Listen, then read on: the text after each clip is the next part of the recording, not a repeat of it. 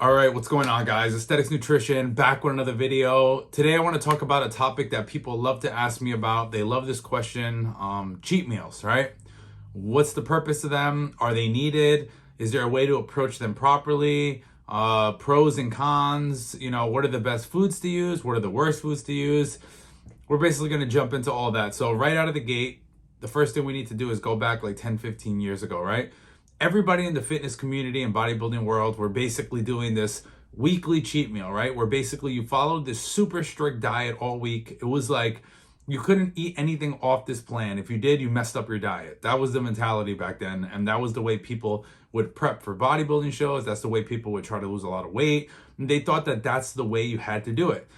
So they would do this weekly cheat meal where it was like Sunday fun day, or they do it on Fridays or Saturdays, whatever day people pick. But they would get that one day to kind of eat whatever they want, or they'd get one meal to eat whatever they want within like an hour or two. And almost everyone about 10 to 15 years ago did this. And this was the way that people thought you had to do it. It was just, no one ever thought outside the box and stopped doing that. It wasn't until later, till guys like Alan Aragon and Lane Norton and everybody came around, they started promoting different things, Lyle McDonald, and people started to get the idea. But basically, there's a couple of things with cheat meals as far as pros and cons, right? So the pros could be that it's a nice psychological break for the client. So let's say you are dieting pretty tough and, you're feeling beat up, you're feeling lethargic, you just feel destroyed. At that point, you know what? Go out, have a cheat meal, eat a free meal, whatever you want to call it. It'll feel good. You'll feel like you got cravings out of the way. And then the next day you just get right back on track with the diet. However, with that being said, based on what I've seen over the last decade is that people either one, get so carried away that it turns into a full-blown binge and they actually undo majority of the week, or two, they basically just end up binging the next day too, because once you actually eat off plan, it kind of triggers this cascading effect of like wanting to eat more and more. So people who have done this will notice that the day after the cheat meal, their hunger is like through the roof and they want to cheat even more. So it's almost like you're making it harder for yourself. So I used to recommend cheat meals to my clients once a week to kind of give them that mental break, until I started to actually see that people were messing up even more by having it. Some people, it worked great. They can control themselves. But for most people, they just couldn't do it. So I started to get away from that, and I don't really give people cheat meals anymore, because I include decent options in the meal plan, so you don't actually have to have a cheat meal. And I tell people, if you did have to have a day where you're eating off plan, let's say you have a social setting, you have a party, I promote that you should try to work on intermittent fasting those days so that you can save the majority of your calories for that cheat meal. This way you minimize the potential for damage. So let's just say you're dieting on 1,800 calories a day.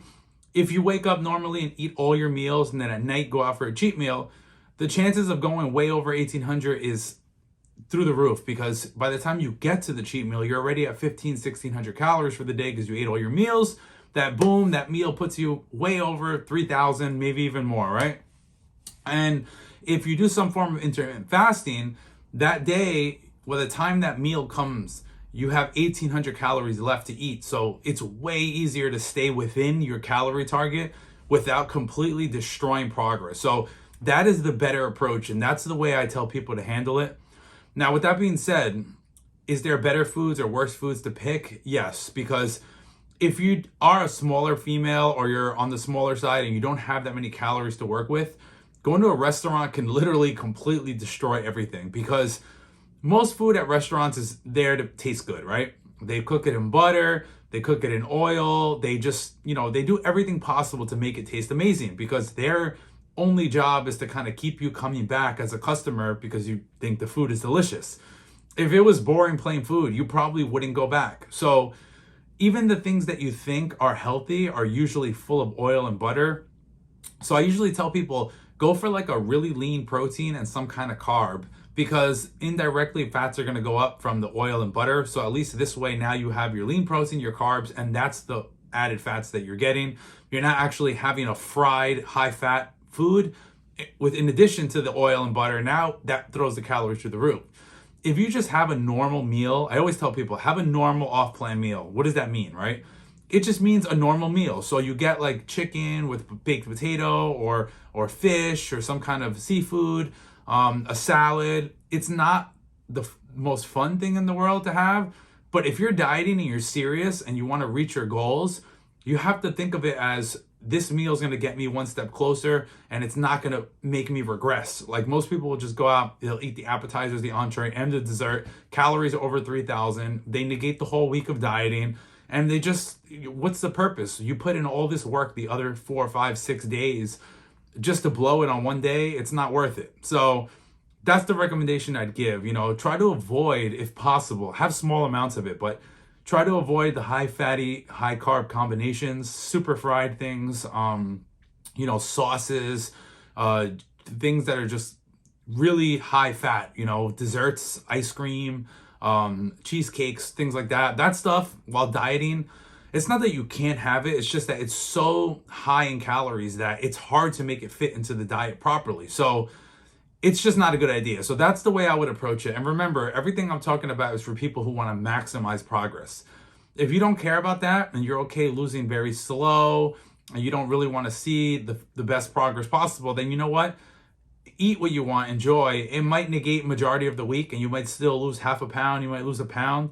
But, if the goal is 2 pounds or 2.5, depending on where you're at, that can really slow things down if you do it every week. That's cutting your progress in half. So at the end of 12 or 18 weeks, that could be half of the progress that you would have got if you would have just been, on the money with everything. So just to go through that again, the intermittent fasting approach is great for cheat meal days because you can save majority of your calories. The psychological aspect is there. Having a cheat meal can help people mentally. But what I've seen is most people end up binging. So it could actually put them in a worse headspace mentally. So you kind of have to learn what your body, how you respond to things and how your body handles things. It's very dependent on the person. Some people, I literally can say, hey, go have a burger and fries. They do that and then boom, right back to the diet. Some people, I'll say, go have a burger and fries and it turns into, they get a milkshake after. That night before bed, they eat like a couple of pieces of cake and they just keep going.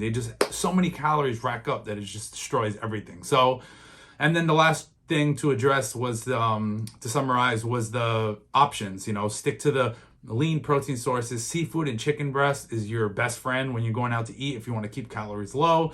Veggies, fruits, things like that.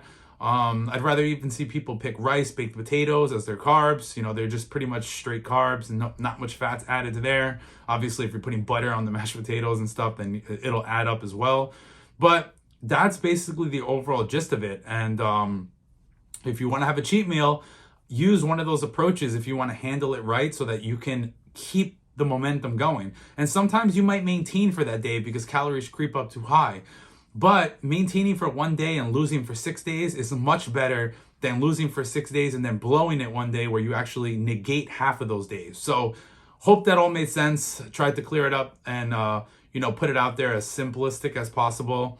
But that's my thoughts on cheat meals. And if you have any questions, you could always shoot me a message. Follow me on Instagram, aesthetics_nutrition. Check out my website, AestheticsNutritionLLC.com. If you want to start a meal plan and get closer to your goal, let me know. You can schedule a free phone consultation. And as always, like, subscribe, comment. You know what to do. So I'm out.